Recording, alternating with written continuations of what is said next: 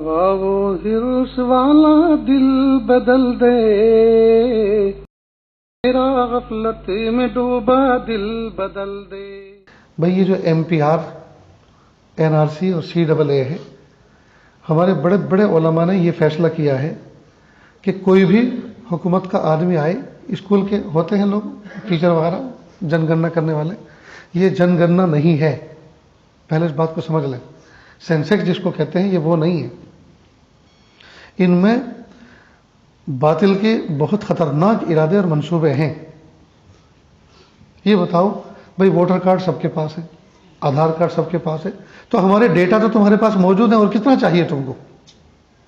تمہارے رجسٹروں میں تو لکھیں، تمہیں جو حکومتوں پہ اوپر تک پہنچایا، انہیں یہ آئی ڈی کارڈ کے ذریعے سے ووٹ دے دے کر اور آدھار کارڈ کے ذریعے سے ووٹ دے دے کر تو تمہیں یہاں تک پہنچایا ہے، اب کیوں اتراتے ہو؟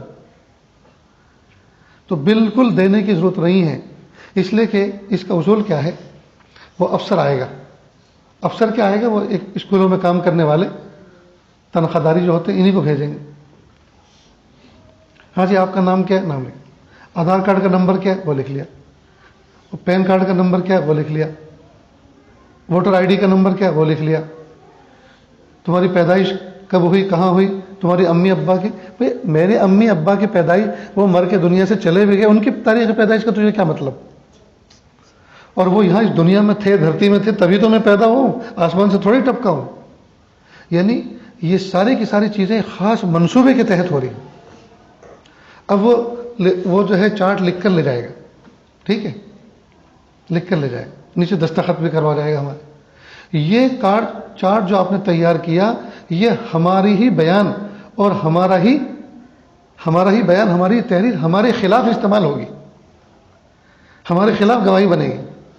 اب وہ لے جا کر اسکول میں جہاں بھی آفس ہوگا وہاں جا کر بیٹھے گا، اور یہ دیکھنے کے بعد لکھ دے گا یہ جاننے میں مسلمان میاں بہت ہیں، لکھو ڈی، ان پہ ڈی، پیچھے لکھ دے گا ڈی۔ ڈی کے معنی ڈیفالٹ یا ڈاؤٹ فل سٹیزن، یعنی اس میں شک ہے کہ یہ یہاں کا ہے کہ نہیں۔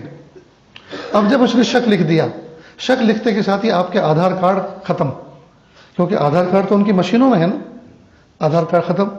جب آدھار کارڈ ختم تو اسی سے تو کھاتہ کھلتا ہے۔ بینک میں گئے، بھائی ہمیں 1 لاکھ روپے نکالنے ہیں، ہمیں ضرورت ہے، جی پروف لاؤ، پروف دیا تو یہ تو ریجیکٹ ہے۔ تو گویا 1 سیکنڈ کے اندر آپ کی ساری پراپرٹی حکومت کی پراپرٹی ہو گئی، 1 سیکنڈ کے اندر سارے کے سارا ہمارا بینک جو ہے اکاؤنٹ بند ہو گیا۔ نہ ہم اپنے گھر کے مالک رہے، نہ اپنی گاڑی کے مالک رہے، نہ زمین کے مالک رہے، نہ بینک کے مالک رہے، سب ختم۔ ہماری زندگی جو ہے انہوں نے 2-3 ڈیجٹ کے اندر، 2-3 آنکڑوں کے اندر محدود کر دی ہے۔ اگر ہمارا یہ ڈیٹا اڑا دیں کمپیوٹر میں سے، آدھار کارڈ اڑا دیں، تو ہم کھڑے رہ جائیں گے، اپنے وجود کو ثابت نہیں کر سکتے کہ ہم انسان ہیں اور اس دھرتی کے رہنے والے ہیں۔ تم کہاں کے ہو، کون سی سرحد سے نکل کر گھس کے آئے، ہم کچھ نہیں جانتے۔ اس لیے بالکل دینے کی ضرورت نہیں۔ آئے لڑنے جھگڑنے، نہیں بھائی ہم نہیں دے سکتے، ہم نہیں دے سکتے۔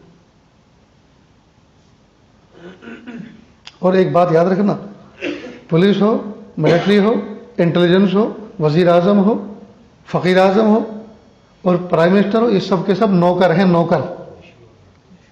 5-5 سال کے لیے آتے ہیں، تنخواہوں پہ آتے ہیں، بادشاہ نہیں ہے یہ ہمارے خالق و مالک نہیں ہے، نوکر ہیں، نوکر۔ کل یہ ہار جائیں، جوتی کے برابر بھی کوئی اہمیت نہیں دے گا ان کو، اور کتنے آ کے مر کے جہنم میں چلے گئے۔ یہ نرسمہا راؤ جس کے زمانے میں بابری مسجد شہید ہوئی تھی، حیدرآباد کے علاقے کا تھا، ایک پہاڑی کے اوپر اس کو جلانے کے لے گئے اور آگ لگا دی اور چھوڑ کے چلے آئے۔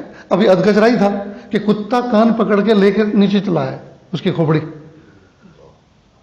اور پھر نہ جانے کیسے کیسے وہ اس بات کو اتنا دبایا، لیکن جو لوگ وہاں جانتے ہیں انہوں نے ہمیں بتایا۔ تو کیا اہمیت ہوئی؟